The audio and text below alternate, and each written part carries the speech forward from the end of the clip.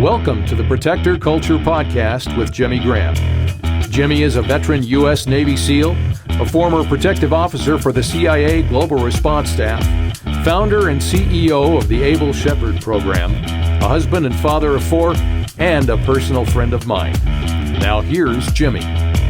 Hey everybody, welcome back to the Protector Culture Podcast with Jimmy Graham. I am your host, Jimmy Graham. I am joined again, my good friends, Steve Klein, let me check your number, 073, Able Shepherd 073, Al Peng 043. Welcome back, guys. Thanks for having us again. There's way too much going on here. So like I've even as I'm sitting here thinking, there's more questions popping in my head. And it's funny, we took a break and then you guys start going into like, dude, you don't need Gore-Tex. I'm like, save it. You're going to think you talked about it already. But it's a kind of addictive. You know, even the thought of doing something like this out of the country, fun thing, obvious meaning behind it. I think the meaning, it sounds like the meaning is kind of different for everybody. Like everybody's going to have their own, like they say, walk your own walk, have your own Camino. Even the vernacular, the buen camino, you know, like that's a common phrase, right? Oh, it's yeah. like a good morning, good afternoon. Mm-hmm. So a common pilgrim phrase. Albergue was another term. What was the other one you said? Refugio. What is it? Refugio. What is that? So it's kind of the translation is refuge, but it's kind of like an albergue. Okay. Also, yeah, it's not as nice. It's a little more simple than an albergue. Yeah. So if you didn't hear the first part of this is part 2 of the Camino de Santiago, and I just want to backfill just a little bit. This episode we're doing part 2, talking about the Camino de Santiago, which means the walk or the way of the saint. St. James, we're talking about 790 kilometers or 500 miles. It's a pilgrimage walk from France to Spain. Now there are shorter ones, and I want to talk about that a little bit. The route that I plan on doing in 2 years is Primitivo. So it's a shorter walk. It's about a 16-day, they average walk. And then the one in 5 years is going to be the long one, the 500 mile. It's going to take over a month. So those walks. But what I want to talk about, and you guys were going into it a little bit on the break, was time of year. Because I know I've heard blistering heat. I've heard this is way too cold. I've heard some people choose to do it not in the optimal prime deal because they don't want the people. So there's more people going on in the summer. Al, what time of year did you go? We went mid-June. Okay. Yeah, it was a little rainy over the Pyrenees, and then it got really hot. That was one big thing during that time. So yeah, and that I guess that brings up a question. You're traveling with your 20 pounds tops, 10-pound pack, trying to keep as much as possible. But now you're going mountains. You're going. What was I guess I asked you this a little bit before. A typical day. What would that look like? I wake up, I have breakfast, I walk for X amount of hours, I grab a snack, I do lunch, I drink water on the way, that kind of thing. So I know it's a lot because one day you're in the mountains, next minute, the next day you're not, whatever. So walk us through a typical day. Yeah, so I'll take you through pretty much our second day. So we obviously did the Camino Frances, so we started in Saint-Jean-Pied-de-Port. That first day, we actually did not stay there. The typical thing for the pilgrims to do, or just the tourists and the hikers to do, is stay there for the night. We decided to go up to Orison that day, that afternoon, to get 5 miles of uphill kind of hiking out of the way. So we did that. The day you landed? The day we landed there. Yeah, we just went straight up to Orison, which is partway up the Pyrenees. So we spent the night there. When we woke up, you kind of wake up, everybody's kind of getting up on their own time. And as you start seeing the pilgrims waking up and packing up and leaving, you're like, maybe we need to get up and kind of get going. So, you kind of pack up. They had breakfast for us there. And breakfast basically was bread, coffee. You have jam and butter with your bread, and that was about it. So you kind of load up on your carbs. And, I'm keto, so I'm like, how much should I eat? This is just all bread here, but I know I'm going to be, in this journey, I'm going to need the energy. So just consumed like a bunch of bread that morning. And it was raining when we woke up. So, we pulled out our pack covers and we brought these ponchos, these waterproof rain ponchos with us. So threw those on. and you kind of get your gear ready, and you kind of make sure everything's fitting right, your shoes are tied right, the right amount of tension, and you kind of go off. My son led. He always, he's 17, so he thought he was like, I'm just going to go. I'm going to go faster than anybody else. So he started off. I was behind him. We kind of spread out initially right out of the beginning. But you're just walking, and as you spread out, you're kind of walking on your own. You're on your own time, and you can either, people who have started before you might pass. And there were some times, early on, you kind of are like, I'm just going to stay at my pace. I don't want to slow down to this person's pace. I might just say hi when I walk by them. And I did that a couple of times. And this one time, I said, hello to the other young guy walking. And I was still going on my pace. I was outpacing him pretty fast. And he just started to spark up a conversation. So that's when you kind of like, okay, I'll just back up. I'll go at his pace. We'll talk. I spent about an hour and a half talking with him. So kind of cool stuff happens along the way. And you run into people you saw on the train to Saint-Jean-Pied-de-Port. So it's like, I remember seeing them on the train, like, oh, they're doing this too. And they're kind of on the same route, same time frame as I am. And you kind of meet up with them along the way at every city. You like run into each other, and it's like, hey, how you doing? How are things going? How are your feet doing? But along the route, that first route, it was raining, and you got this rain poncho covering you with this backpack, and you're hiking, and you're getting hot and stuffy. And I was telling Steve here, like, I shed my hat, my hood. I opened up my poncho partway up to the peak of the Pyrenees, and I just let it rain on me. I mean, I'm sweating anyways. I'd rather it be rain and cool me off a little bit. And then on the descent, I actually caught my son at the top of the Pyrenees, and then we descended down together into the first town, Roncesvalles. But pretty cool, majestic scenery over the Pyrenees, from the rain to the fog rolling over the mountains. And then on the descent, you're in this canopy of trees where you've got fog kind of throughout the trees, and it's like, wow, this is pretty spiritual, pretty neat. But yeah, I would say the most memorable part of all the journey that I did every day was meeting different people and talking with them and sparking conversation and really developing this crazy bond you wouldn't believe over just a short amount of time. That you feel like you've got like incredible, really strong, deep friends, deep relationships that you've made. I did the route for 8 days, and we have this group of friends that we did this journey with from start to where we finished. Met them every city along the way, and we've stayed in touch with all of them. It's incredible. I feel like they're like my best friends from the Camino.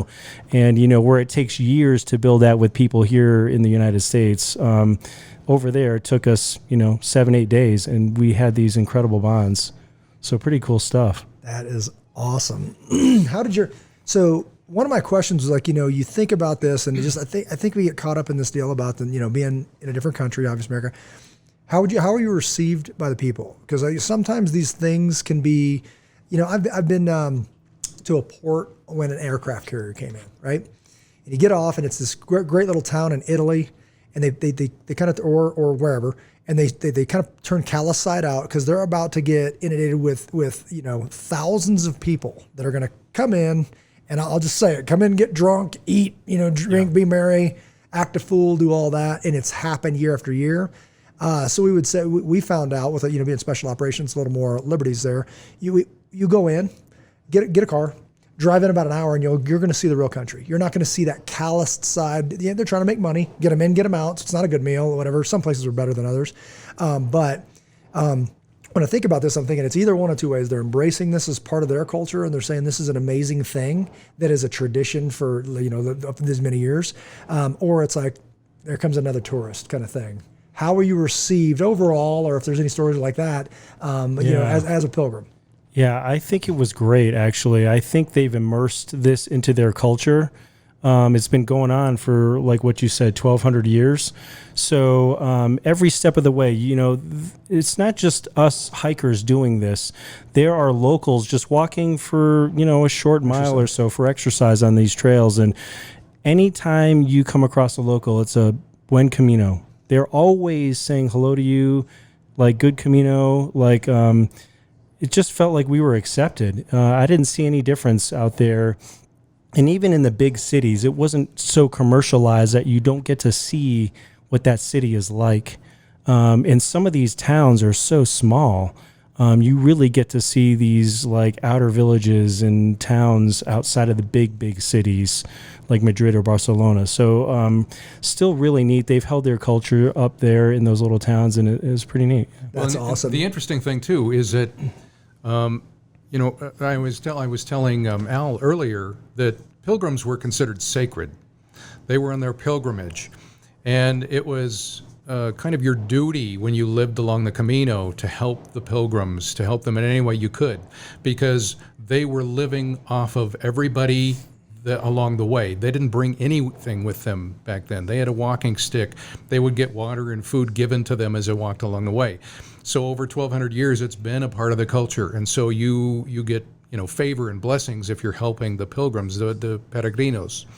And so yeah, you can, and the interesting thing about the Camino is you can go into a village that they still did the same thing that did 300 years ago, that there's livestock being driven right through the village, and then the next day or two you can be in a city walking along a highway for a little bit. It's that much of a difference in cultures. And then Spanish is not only spoken all the way, you're going to be going through the Basque country, and Basque is a very hard, weird language. If you can learn a phrase or two in Basque, some Spanish, enough to get by just the basic questions, you're going to go through Galicia as you get into the Compostela. They're going to be speaking Galician, another interesting language. Wow. So a lot of places, Spanish is actually their second language, along with the fact that as Al said, you're traveling with people from all over the world. And I think what's going to be neat about you traveling with your daughters is, if they haven't already experienced it anywhere, they're going to become world citizens. They're going to see that we are all the same, that our differences go away when we're all doing something like that. What's really exciting to me is I speak some Spanish. I took Spanish in the military and got some immersion training and all that. I speak it better than I understand it. You guys know how that is. They're like, and somebody talks back to you like, más despacio, por favor, like, slow down. But they like that idea. They like Spanish in one of their schools. They took a little bit of Spanish. But then it was like, now that I've put some kind of destination, it's 5 years out, mind you. And then they wanted to listen to things on the radio, like what do they call them? That little podcaster app that learns Spanish. And like, Dad, how do you say this? Dad, how do you say this? And now it's becoming this thing even 5 years out, and it will intensify to where you can have a basic conversation, that kind of thing. But now there's a reason why. Before it was like, who cares? I'm whatever. I remember being overseas into some of these places just because of the location. A young person working at a cafe may speak 4 or 5 languages fluently. Why? Because that's all their clientele. And because they grew up here, they had to. We're kind of good. International language, whatever you don't really need to, But it is important to understand, like you just said, these global citizens, is that what you called it? Global citizens, yeah. So that's amazing concept that, like, hey, it's not just America. I'm as patriotic as they come. These are human beings over there living this life, holding on to their culture way better than maybe we have, as far as like this, the old way. I love that concept, and I can't wait till they see it. So talking to people cool. And realizing these are amazing people, just like you and I were, they were born somewhere else. Absolutely. Man, that's cool. So you hiked the day you arrived. Can we back up a little bit? Sure. Was it years out, months out, weeks out? When did you know you were going to do this? I'd say late 2018. So my sister came to me with the idea then. She had started planning and looking a little bit more into it. So less than a year? Less than a year, okay. For sure, because we went June 2019. Yeah. So she kind of came to me with the idea probably like October, November of 18. And then we really started looking into the different places to stay, what we're going to do in each town, which town we're going to stop at and spend the night at. What we're going to do before or after the Camino. So we probably started planning in January until probably May before we went. Yeah. So when you say planning, I've poked around a little bit. Did you plan you planned out every place you were going to sleep and put in reservations? Yep. Okay. Yes. Because in June, it's pretty important to do that, right? I know other times of year you can kind of wing it. You might be sleeping on the ground, Right. they're Exactly. just full up So the thought was, I did not want to bring a sleeping bag. I did not want to pack that weight. And, if you don't have a reservation, how do you know whether you're going to get a room or not? Sure. You don't know if you're going to be going with 1,000, 2,000 other pilgrims at the same time and the same day. So it seems like, as what's kind of interesting is as you go, when you start, you pretty much stay together with the same group of people you start with from start to finish almost. Probably more so in the earlier times where people might just spend a couple extra days in some cities later as their feet can't tolerate it. But the early stages, you're together with this group of people from the very beginning. So kind of interesting, maybe the people who start the day after us, they stay in a cluster and see each other along the way. So it's kind of an interesting concept like that. But we planned every step of the way. We looked at all the different places to stay and kind of picked, depending on what their amenities were. Do they have a blanket? Do they have, something over their bed? I mean, some of these places had no bed sheets or anything. So you got to make sure you bring your sleep sack or something you're going to sleep in if you don't have a sleeping bag. Yeah. You don't want to sleep on just a unlined mattress that thousands of people have slept on. So what made the trip? You talk about your sleep, what I would call like a sleeping system. What made the whole trip? I know you said there was a blanket that got discarded or whatever, but it was like the bags, like those whatever. Like the sleep sack, like the liners for the sleeping bags. Those really light liners that we brought. Yeah. Those made the whole trip. Yeah, basically. Light blanket, anything sheet? No sheet. That's it. And what I did, I had a light jacket I'd have. We had long pants. I had convertible pants. So if it got really cold, I could put those on and keep warm, put some socks on, put my jacket on, instead of having a blanket the entire time. That first part, we did need it because it was really cold. Yeah. And they did not have blankets at the first stop in Orison. But what's interesting, that first stop, they gave you a bed cover to keep and to discard the next day. And I said, I'm keeping this because I don't know where else we're going to find, beds that are not covered. Yeah. So I kept that my entire journey to reuse over and over, just to make sure there were no bed bugs or we didn't get infested with anything like that. Yeah. Well, and there's also different times of the year you're going to pack different things. Sure. So if you're going in April, maybe you're going the beginning of May, especially if you're going over the Pyrenees, it's going to be cold. So you might want to bring a sleeping bag, and you can get very lightweight sleeping bags under a pound. It might be a plus 40. If you're going into a little later in May, not quite June yet, maybe you do a plus 15 bag. Same thing with the shoulder seasons on the other side. If you decide you're going to go in the winter, you probably need to go down to a plus 20 bag. And because a lot of the albergues and the refugios are not heated, and of course they don't have air conditioning or anything like that. And if you go in the winter, there's a lot less pilgrims, but there's also a lot of the places are closed. So you have to find out where to stay. But the nice thing about going nowadays is that you can actually call ahead and you can make reservations at most of the albergues. And if for some reason it's full, there's usually lodging you can find. You might have to pay more for it, but you can usually find backup. You generally choose if you're going to have to camp to not stay someplace, because there's usually, even in the crowds and the crowds are July and August, but there's usually places that you can stay even when everything else is full, because they just charge more and it's a little more private. Service. Did you use a service? So when you scheduled all of that, did you go individually and call each individual place, or did you use a service saying, I need a place to sleep, here's my route, and they took it from there? We did it individually ourselves. Okay. So we called each albergue. How did you find them? Did you use like a Follow the Camino or just some went kind of online? Yeah, we just looked all online, and people, kind of post where they've stayed before. And if you look at a lot of these resources, they kind of list out what is available in each city or town that you're going to come through. So we just kind of looked at the different options, and kind of a lot of these places have pictures online. You can look and see what they look like. Whole prepay, deposit? Yeah, whatever. Deposits usually. Okay. Mm-hmm. Yep. Got it. And ish per day, because I know they all vary. And what does that get you? Like, did a lot of them include breakfast? I would say most did. Okay. So you have the option to include that in your cost or not. Okay, I gotcha. But some of them just had it included in their cost. I don't recall. I'd say probably you could get by with $20 a day, US dollars each night. You could even go down to $10 a day. I think the Roncesvalles was like $8 a person to stay there, US dollars. So pretty cheap, and that came with dinner. Or I mean, you can opt to add for like another couple of dollars for dinner or breakfast. Gotcha. Yeah. No, that's good to know for planning purposes, obviously. Mm-hmm. So you said the locals received you well. That was just a good deal all the way around. So no bad stories about like that. Because obviously, just because like I think America or whatever, different parts of the world, different parts of the country, even, you're worried about.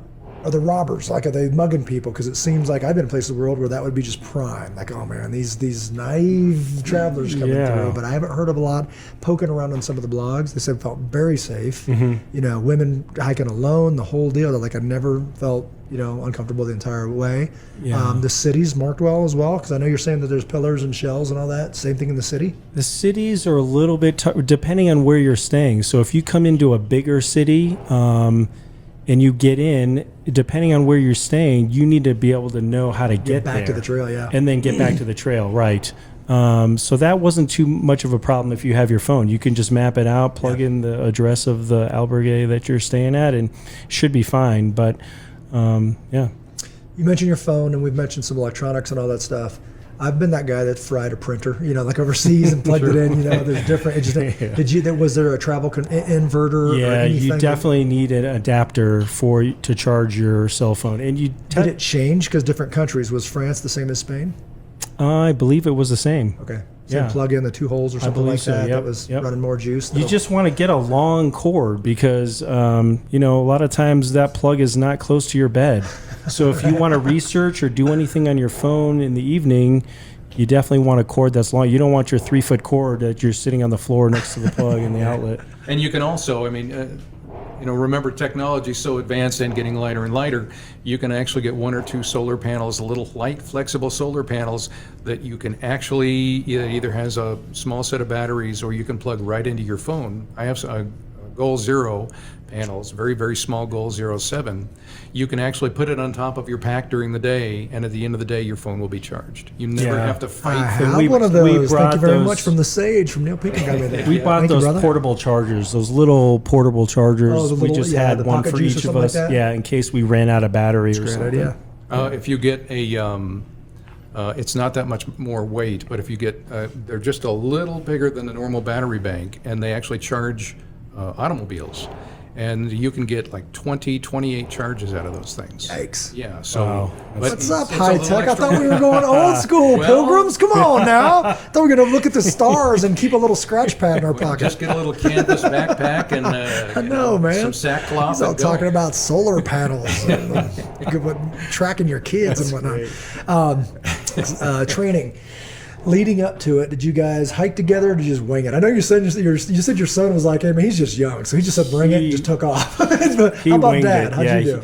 I actually started probably in January, and I wasn't sure how I was going to do it at first because I'm like, I have to work. I can't get out every day for 7-8 hours a day and just hike for weeks in a row. So I set my pack up to the weight that I was going to be carrying.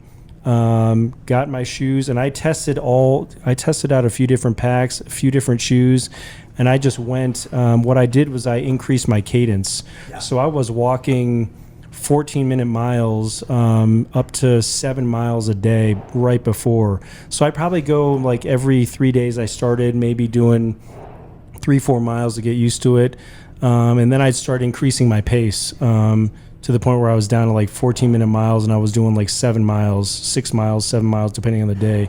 And then I would start doing back-to-back days right before.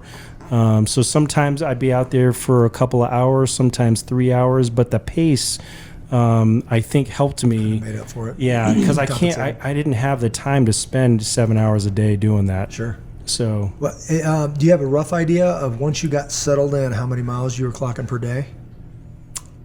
For the I'm actual sorry, Camino, on the Camino, yeah. yeah, I mean it varied. So each leg it just depended. I think the shortest was probably, I'd want to say 10 to 12 miles, and the longest was like 18 to 20 miles in one day. Yeah. So it would just depend. And there were some times where we were like, gosh, we got we got a 15-mile day and we got a 17-mile day the next day. Should we do that? Should we stop short and stop at a different city?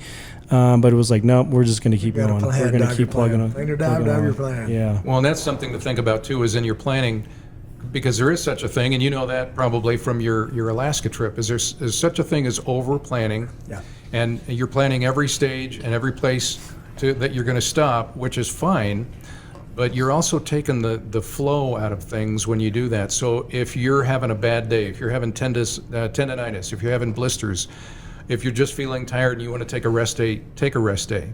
Sometimes the Camino turns into a competition because there's X amount of rooms, and so these guys get up at 5 a.m., they blow past breakfast until they hit a cafe, they hurry until they can get in there at 1 o'clock, be one of the first Pellegrinos in there to grab a bed, and the rest of the stragglers may or may not have a bed. Well, now you can reserve ahead of time.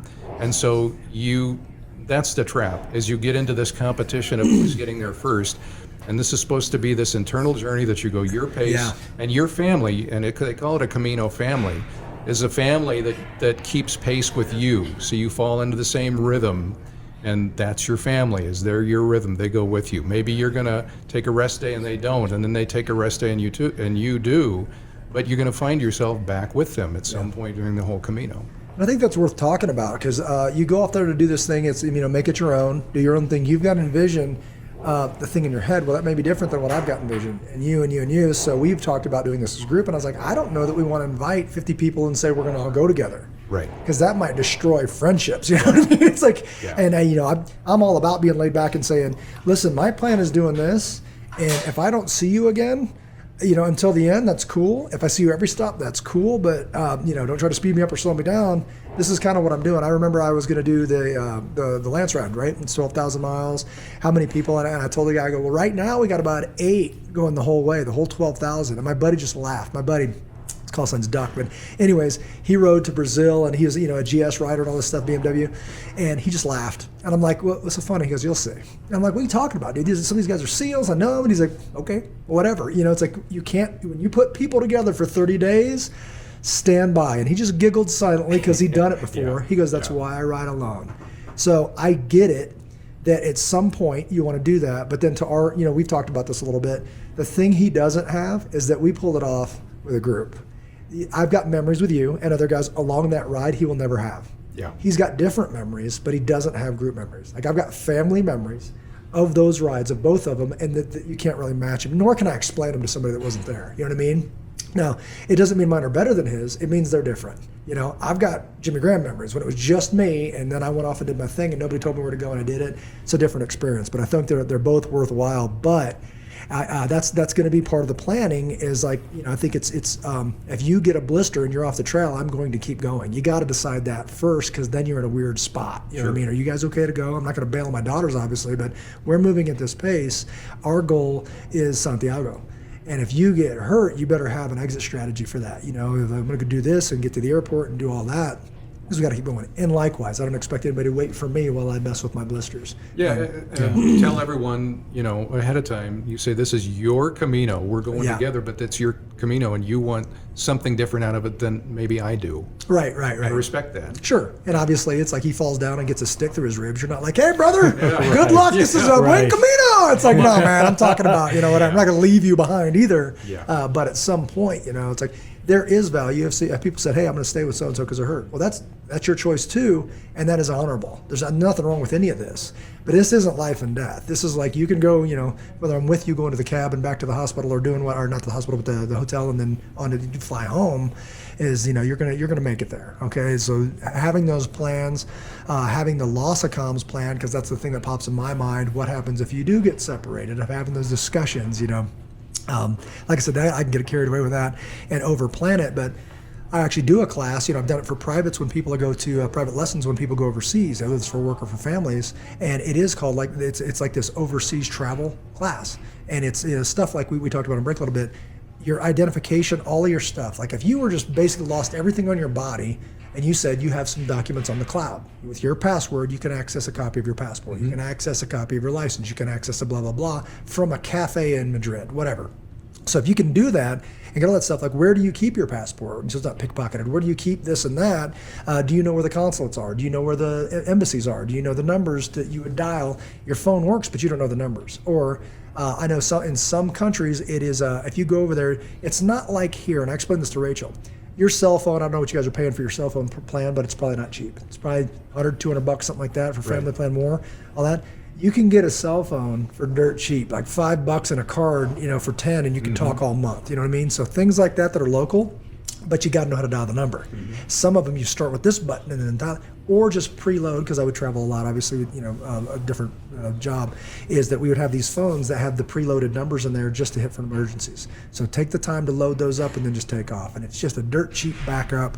So something like that. Sometimes the little walkie-talkies can be illegal. I don't know. I haven't looked into France and Spain. But communication plans, some countries are a little tighter and you can't have communication radios. Sure. So I don't know. Yeah. Sure. Did anybody have stuff like that? Did you see little radios or walkie-talkies or anything like that? Or everybody just I running did not phones? see. Yeah, it was mostly phones that I saw people using. And you were saying an international plan for the phone. You can just add that, because I got Verizon. I've got a cell phone. I've never traveled with this phone, so I don't even know how that works. So I just call them, and because usually there's phones provided or Yeah, whatever. you make sure it's active. You call your provider, make sure it's active, and then you don't even have to tell them, I'm going to be using it this day and this day. As long as it's active, when you turn your phone on in Spain, the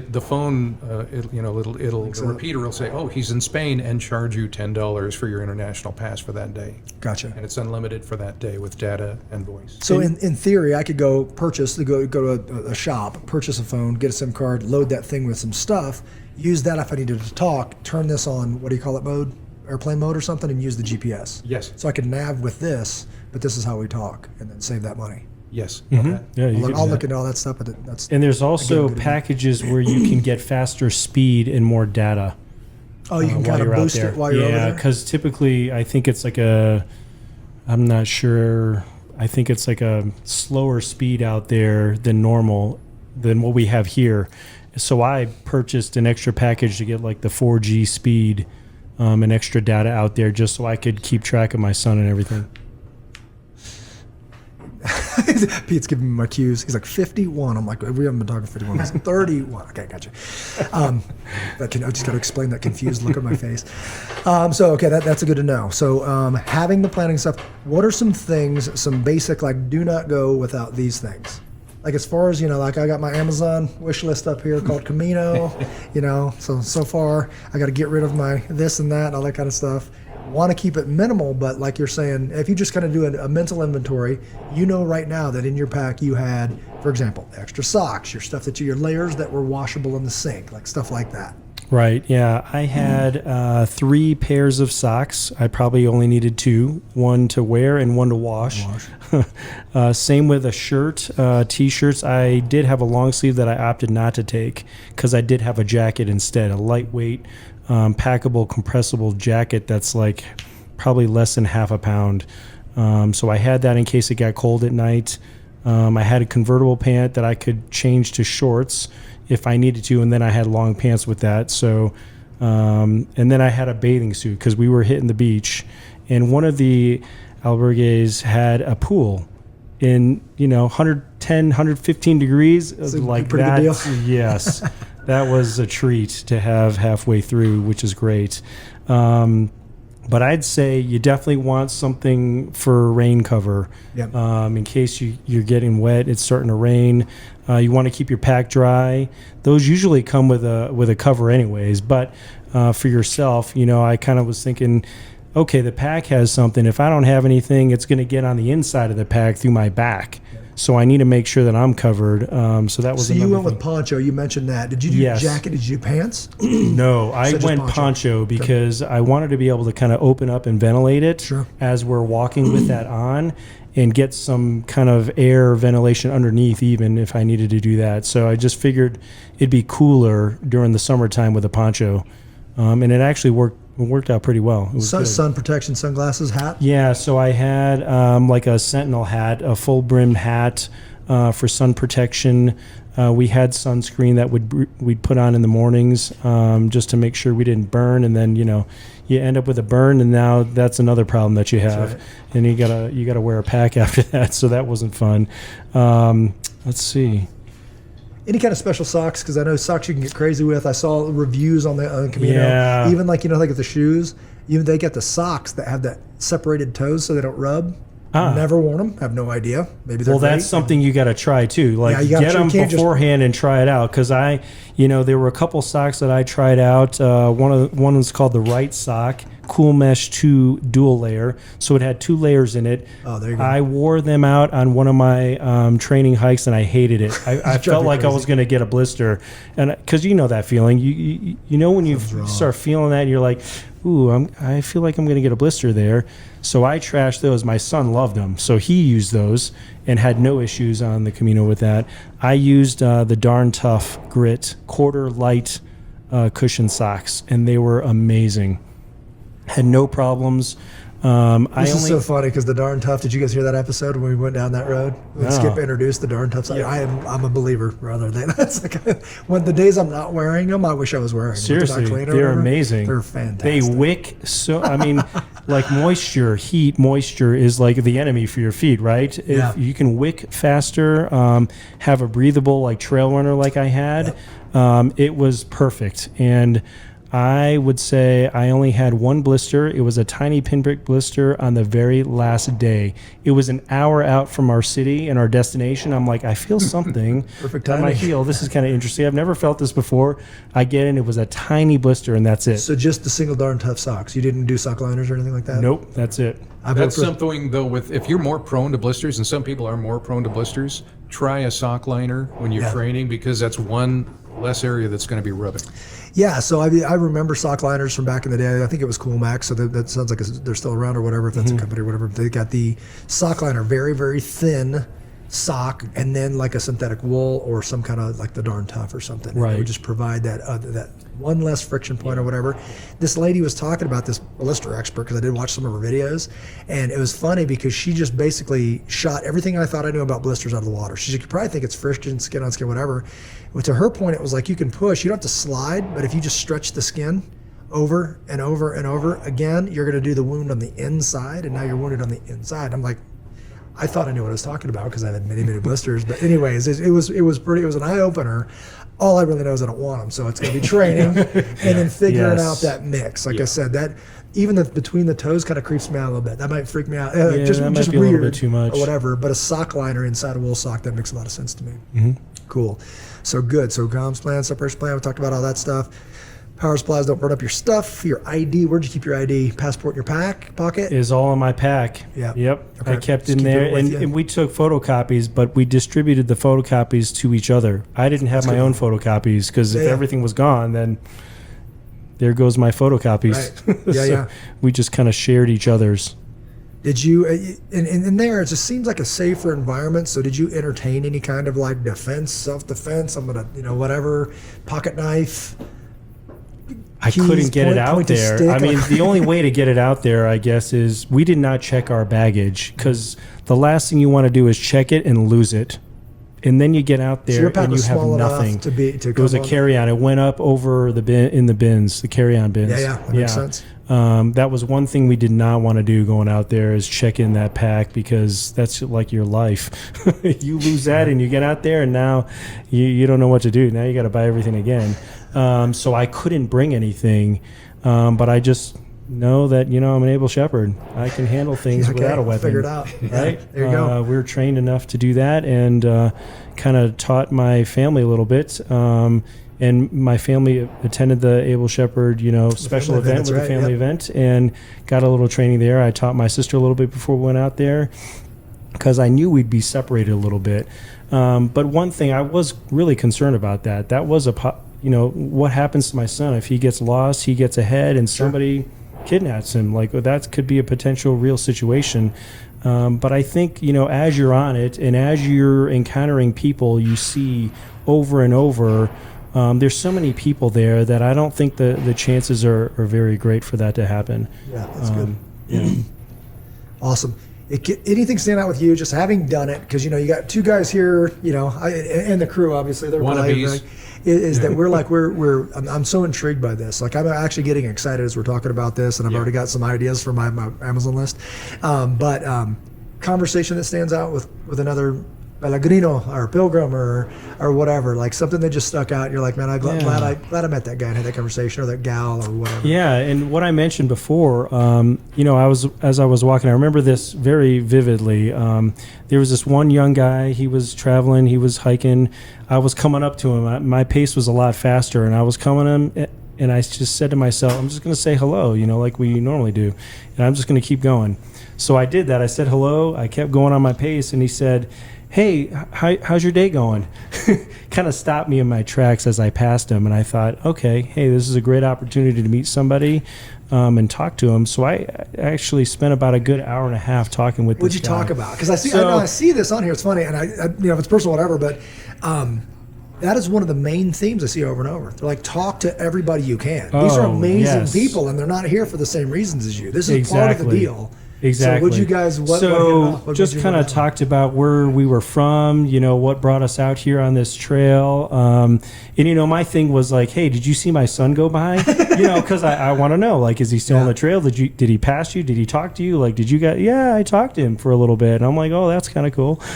So just kind of doing that type of talk, but finding out where we're from, what we did, and what was interesting. So this individual worked for, and I don't know why it stands out so much because I didn't realize this, but he worked for a flavoring company, one of the bigger flavoring companies in the entire world. So probably like one of the top 2 or 3.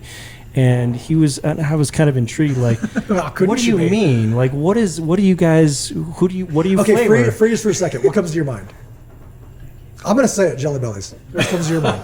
I was thinking Milk Duds, but... Milk Duds. Everything is flavored. And so perfume flavoring could be like beer, wine flavoring. Like anything you think of is probably flavored. Even, and what was even crazy was the chicken. Like the real chicken we buy in the supermarket, right? He said to me, this is kind of interesting, if water is on the package, that means they've infused it with chicken flavoring.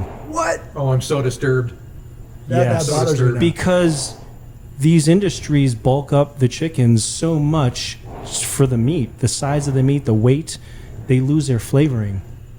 So they need to get it back in some way. So they use artificial flavoring to get the chicken flavor back in. And he learned this on the Camino. I learned this on the Camino with this guy. It's worth the price of admission right there. Like, you know what? If you're still in contact with that guy, I had wine one time. This guy goes, it tastes like bacon. I'm like, yeah, right. If it tastes like, tried it, bacon flavored wine.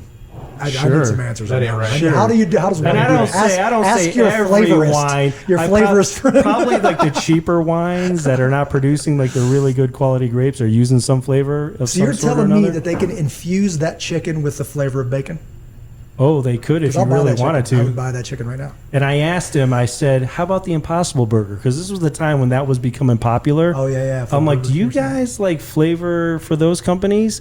And he said, I can't tell you that. That's kind of secret information. That's like the low. But I'm like, yeah, you are. You're putting meat flavor into the Impossible Burgers. It's kind of interesting stuff. Yeah. Right on. That would stick out. I can see why that came out in your mind because I've got so many questions about that. Will be another podcast. Get your flavorist friend on the podcast, Exactly. and we'll talk about that. How was your son? So we're coming up on our time here. How did he receive this? How was the trip? If he was sitting right here, what's the story he would tell?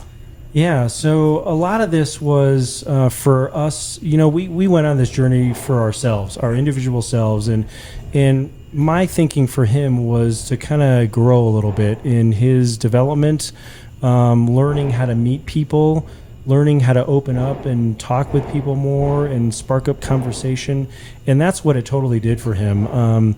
It got to the point where he's ordering everything that he needed to off these menus because he took a little bit of Spanish in high school. He's engaging in conversations as he's passing people. And I was making sure, like, hey, did you pass my son? Did you see a young boy with a green backpack? Yeah, he came by like 30 minutes ago. And I said, did he talk to you? Did he actually stop? Did he say hi, or was he just kind of journeying on his own and just kind of solo? And they're like, yeah, he stopped, said hi. We were talking for a little bit, and he kind of went on his way. And I'm like, I'm trying to catch him.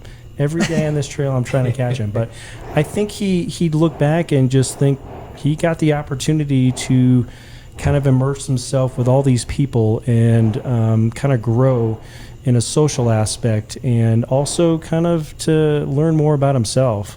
And this was my journey to learn a little bit more about myself, a little more self-love. You get a lot of time on this to just kind of walk on your own pace, walk by yourself, and think. There's a lot of meditation going on. That's fantastic. And that's what obviously I don't know. I don't want to overplan it. I don't want to guess what it is. I just want to do it, because as you look into this, and if you're at home checking this out, or you're listening or whatever, just type in, Camino de Santiago. There's more information than you could ever keep up with. There's videos. There's people that are. A lot of times people say there's a bug to do it again. Like, I'm going to do it again. They do every route or whatever. Do you think you'll do it again? Oh yeah, I'd like to do it again. I like to pick up where I ended. Yep, for sure, and then continue on. Yep. Yeah, so I'm excited about it. More excited than I've ever been after this session. Yeah. So I know you are too. What are your thoughts after having this conversation?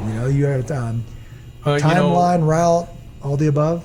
Yeah, I mean, I've always had the outline there. I've been refining the outline, but I've never really talked to someone who's experienced it. I've seen it through documentaries, I've read the books and the whole thing, but you can feel what Al experienced through that thing. And I get more excited. And there's quotes that I've always held on to that I've seen from priests and pilgrims and in the documentary, and I always hold on to.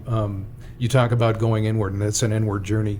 One of my favorites, and this was from a priest that was along the Camino, said, I think we already have the answers, but we don't make time to let them surface.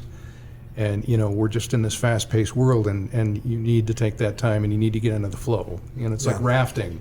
You've got eddies, and you've got the slow spots, and you've got the rapids, but you're in the flow, and you're going with the flow, and I think that's what the Camino is. And I don't think anyone could go on the Camino and not come back with a changed life. Would you agree, Alan? Oh, absolutely. Yeah. It was amazing. That's awesome, Absolutely brother. amazing. I've heard nothing about that. I'm really excited about it.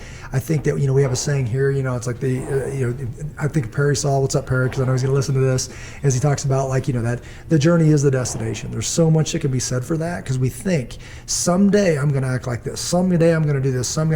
This is it right now. This right here with, BK back here checking all the levels and doing all this stuff, and Pete helping set up, and all these guys.